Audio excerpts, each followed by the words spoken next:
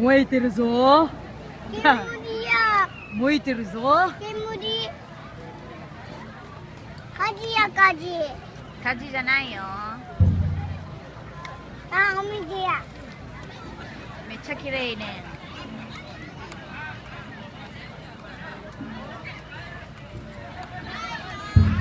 あれ、おもてなしは？おもてなし終わっちゃった。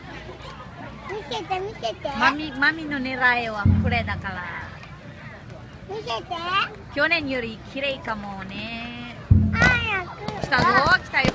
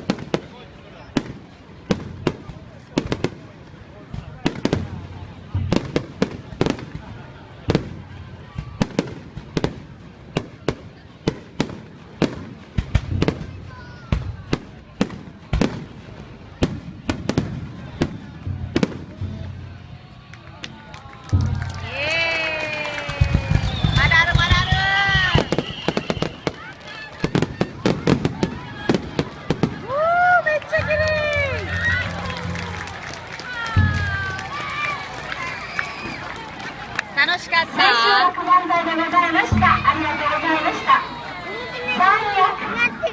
楽しかった。 390番ご数。楽しかった。